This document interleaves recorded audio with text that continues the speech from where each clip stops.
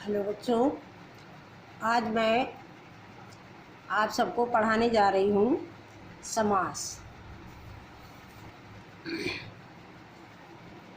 समास समास किसे कहते हैं? सबसे पहले तो आप सबको समास की परिभाषा, इस सब कोर्स को आप सब अपनी अपनी कॉपी में नोट कर लेंगे।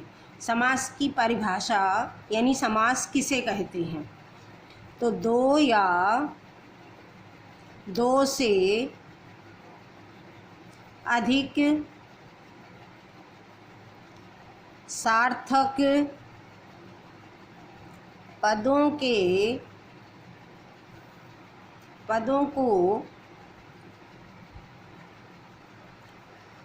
संक्षिप्त करने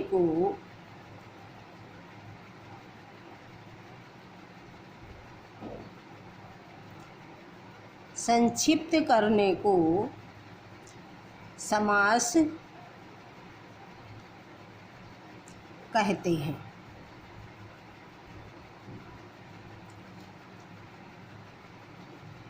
समस्त पद भी इसी को कहते हैं और इसी को सामासिक पद भी कहते हैं। इसलिए इसके बाद आता है समास विग्रह।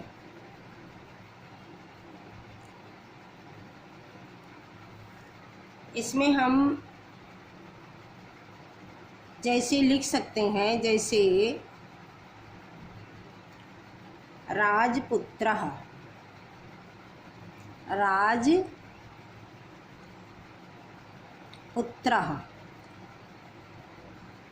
और इसका बन गया विग्रह होने पर राज्ञः पुत्रः, राजा का पुत्र। राजा का षष्ठी में राज्ञः बनता है, इसलिए राज्ञः पुत्रः बन गया। अब समास विग्रह में समास किए गए शब्दों को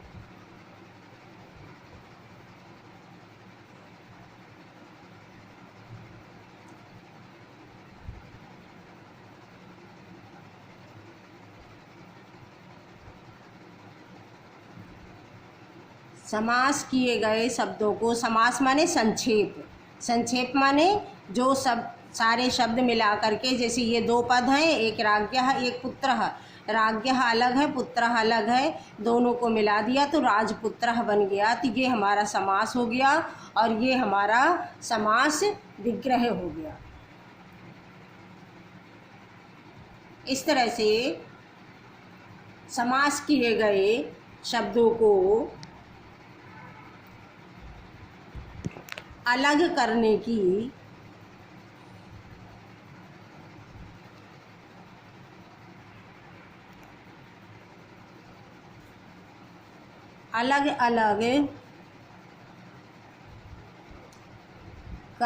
की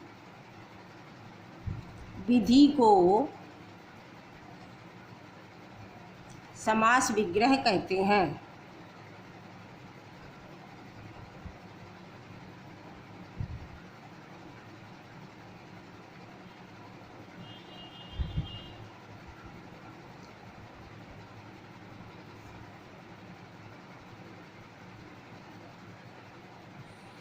जैसे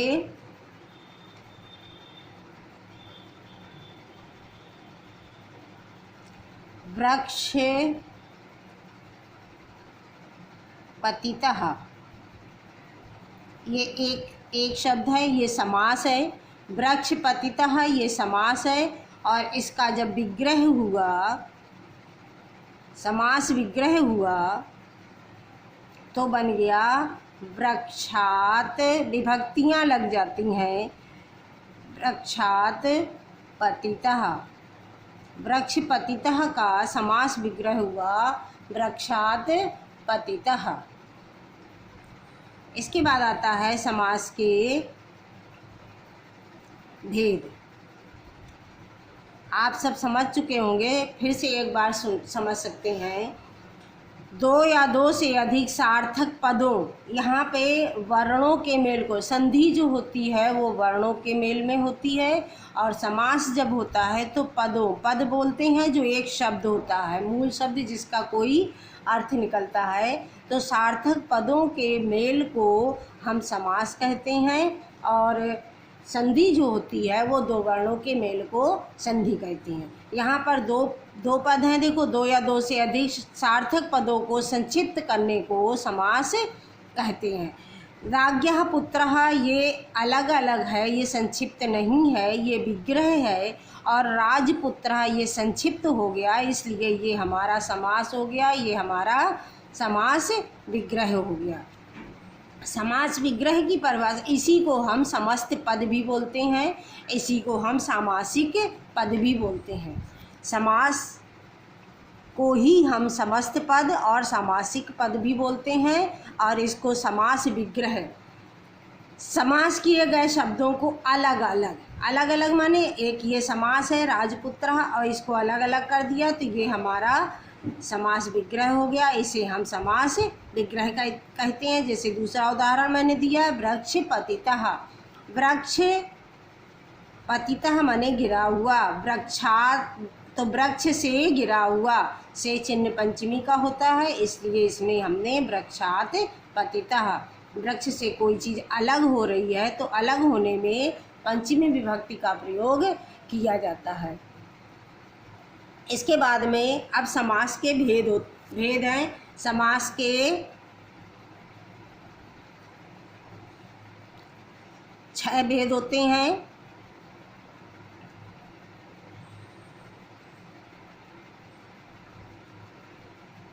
नंबर 1 अव्ययी भाव समास,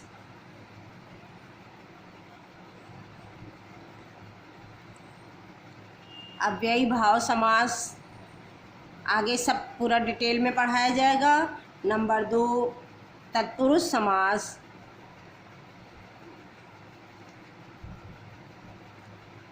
और नंबर 3 कर्मधारय समास,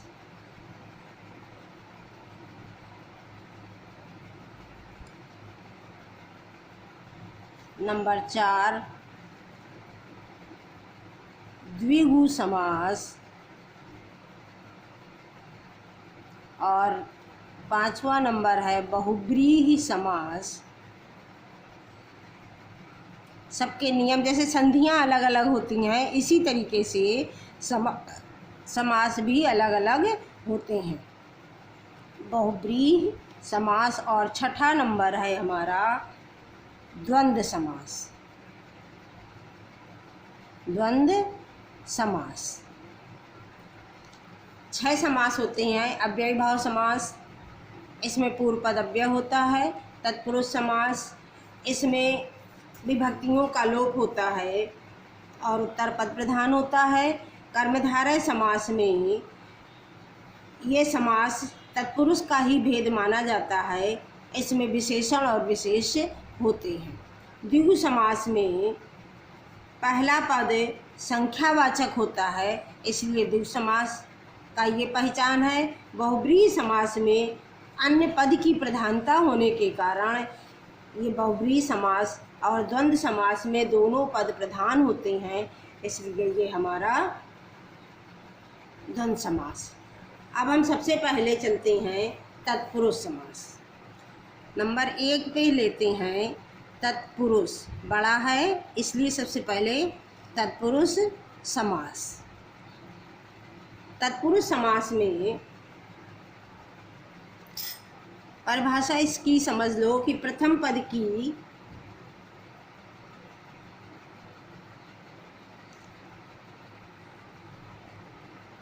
भिन्न भिन्न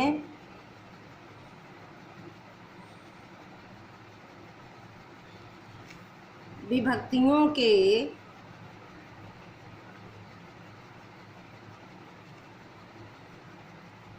लोप के आधार पर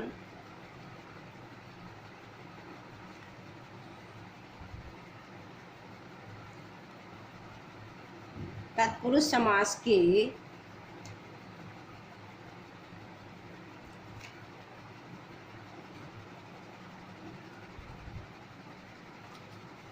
निम्नलिखित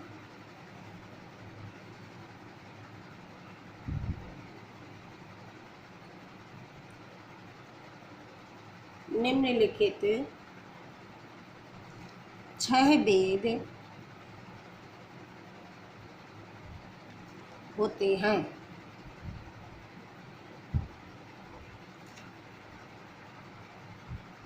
द्वितीय तत्पुरुष, तृतीय तत्पुरुष, द्वितीय तत्पुरुष,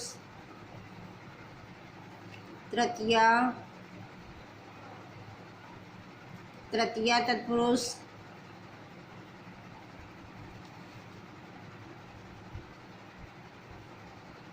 चतुर्थी तत्पुरुष,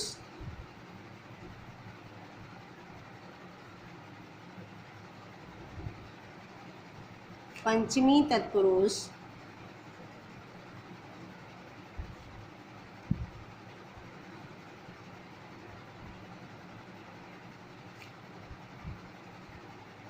षष्ठी और सप्तमी। षष्ठी तत्पुरुष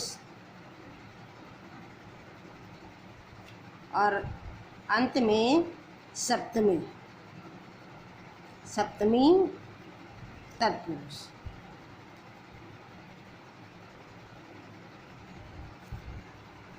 अब सबसे पहले हम द्वितीय तत्पुरुष के बारे में समझेंगे। द्वितीय तत्पुरुष नंबर 1, द्वितीय तत्पुरुष।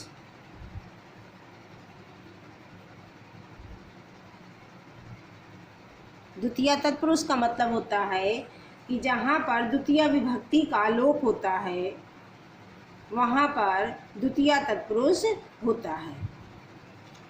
जहाँ पर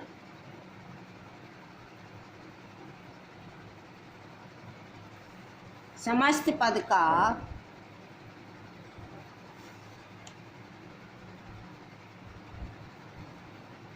प्रथम पद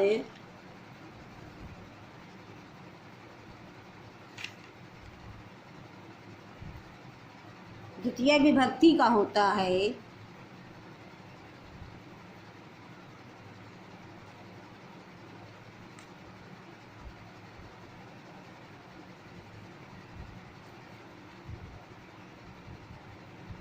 और समास के उपरांत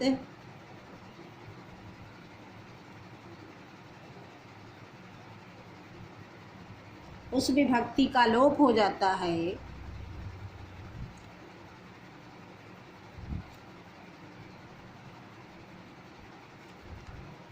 लोप हो जाता है, तो वहाँ द्वितीय तत्पुरुष होता है। तो वहाँ द्वितीय तत्पुरुष होता है। कुछ शब्द हैं जिनके आधार पे हम पहचानते हैं कि यहाँ पर द्वितीय तत्पुरुष लगेगा। जैसे श्रित, शब्द के अंत में श्रित आया। अतीत, गत, आपन्न, शब्द के अंत में अगर ये शब्द आते हैं तो इन शब्दों में आदि शब्दों के साथ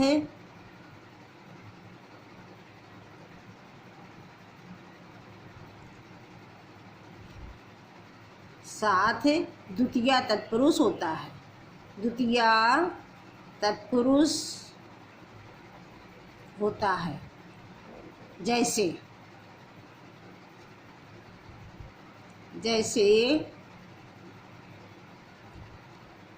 रामाश्रितः, देखो समस्त पद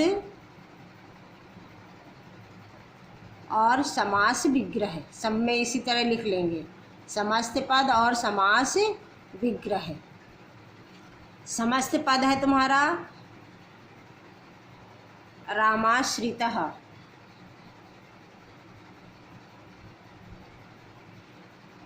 रामाश्रितः, देखो श्रित आया शब्द, श्रित आने के कारण एक पद है हमारा राम और दूसरा है आश्रित। इसको जब हम विग्रह विच्छेद कर देंगे तो राम आश्रित, राम आश्रित या राम श्रितः, रामम आश्रितः, रामम आश्रितः। इसके बाद दूसरा है जैसे शरणागतः, ये गत शब्द आया है, एक शब्द है शरण और दूसरा है गत। शरणम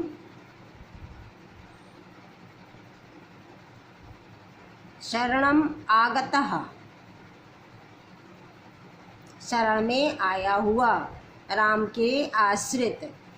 इसके बाद मान लीजिए आ गया सुख प्राप्तः, तो हो जाएगा सुख को प्राप्त, तो सुखम प्राप्तः। ये हमारे हैं द्वितीया तत्पुरुष। अब एक और हम आपन्न वाला बता देते हैं, संकटापन्नः,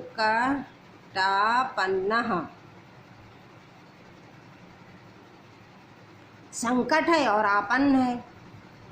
आपन्न यानी आने वाला संकट, तो संकट संकटम हो जाएगा और आपन्नः। इस तरीके से ये हमारे द्वितीया तत्पुरुष का हुआ। अब आगे आया दूसरा नंबर तृतीया तत्पुरुष। तृतीया तत्पुरुष, तृतीया तत्पुरुष में तृतीया विभक्ति के पूर्व पदों के साथ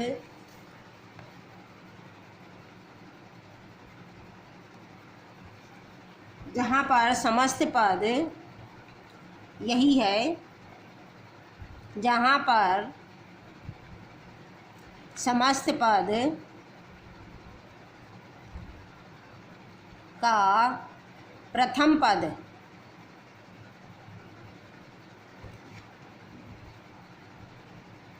तृतीया विभक्ति का होता है,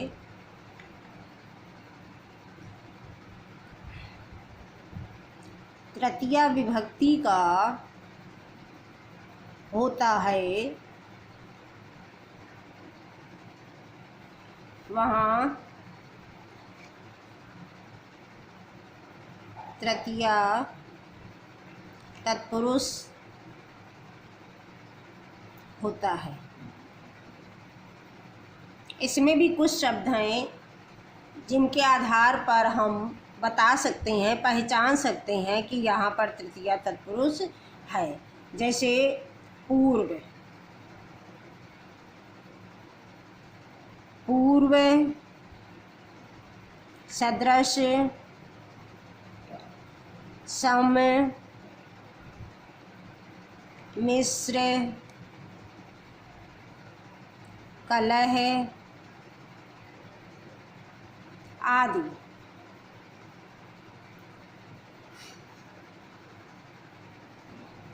आदि शब्दों में, आदि शब्दों के साथ तृतीया तत्पुरुष होता है। जैसे जैसे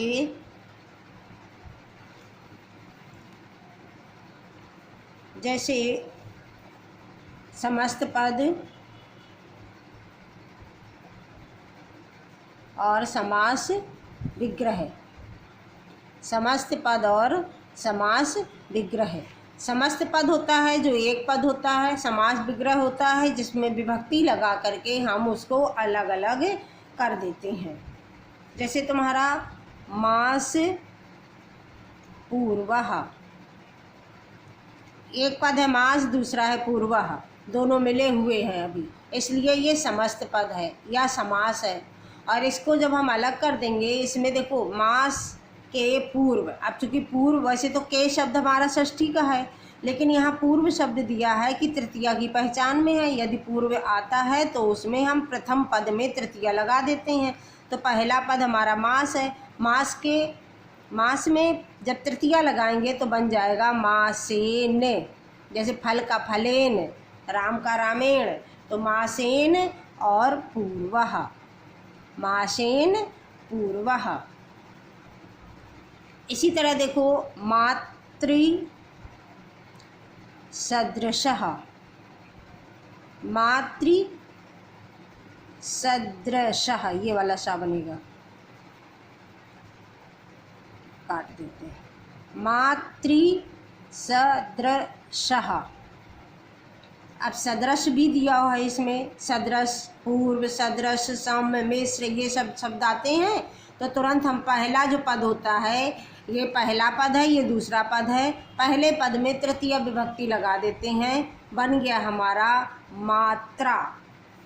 तृतीया में मातृका मात्रा और सदृशः, मातृ सदृशः का मात्रा सदृशः। इसके बाद पितृसमः, वही शब्द आ गया, सम आ गया, यानी पित्रा, पित्रा और समः, पित्रा समः। एक शब्द और दे दिया जाता है, बहुत पूछा जाता है, नख भिन्नः। एक है नख, एक है भिन्न। नख माने होता है नाखूनों से, और भिन्न माने फाड़ा गया। नख माने नाखूनों से, भिन्न माने फाड़ा गया, भिन्न माने अलग किया गया, भिन्न माने पृथक किया गया।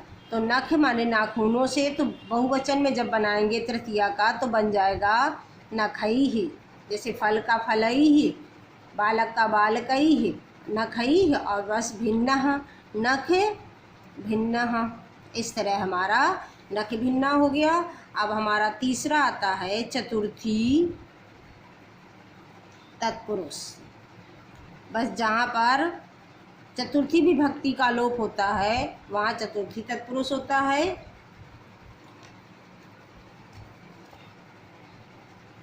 चतुर्थी विभक्ति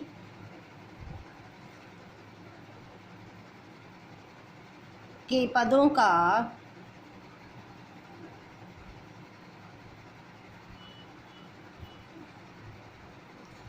जहाँ पर चतुर्थी विभक्ति के पद का लोप होता है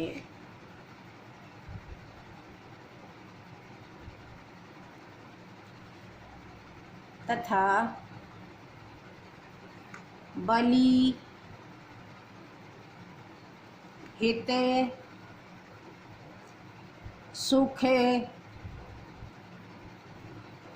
रक्षित आदि शब्दों के साथ, आदि शब्दों के साथ चतुर्थी विभक्ति, चतुर्थी तत्पुरुष होता है।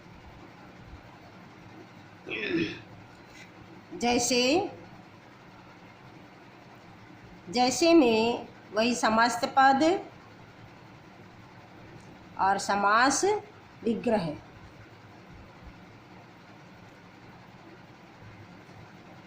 समस्त पद में जैसे भूत बलि, ये बलि शब्द दिया है तो भूत बलि, एक पद दिया ही है, भूत बलि एक ही है। वैसे दो हैं, भूत अलग है, बलि अलग है। तो भूत में बलि के योग में चतुर्थी विभक्ति होती है, तो तुरंत हम भूत में चतुर्थी लगा देंगे और बन जाएगा भूताय बलिः। भूत बलिः का बन जाएगा भूताय बलिः। दूसरा है जैसे हित, पुत्र हितम, पुत्र हितम, तो पुत्र हितम का हो जाएगा हमारा पुत्राय हितम, पुत्राय हितम। और इसके बाद आगे है दान पात्रम। दान पात्रम, पात्र किसके लिए है? दान के लिए। तो इसमें दान में हमारा चतुर्थी लगेगा और बन जाएगा दानाय पात्रम। दान पात्रम का दानाय पात्रम। भ्रातृ सुखम, भ्रातृ जैसे मातृ वैसे ही भ्रातृ और सुखम। अब देखो भ्रातृ सुखम, ये सुख शब्द आ गया, तुरंत भ्रातृ में चतुर्थी लग जाएगी और चतुर्थी में हमारा बनता है भ्रात्रे, बस रूप के ऊपर है भ्रात्रे और सुखम वैसे ही रहेगा सुखम। आज यहीं तक चतुर्थी तत्पुरुष तक ही कराया मैंने, बाकी कल आप सब इस सब काम को अपनी अपनी कॉपी में नोट कर लेंगे, लिख लेंगे। धन्यवाद बच्चों।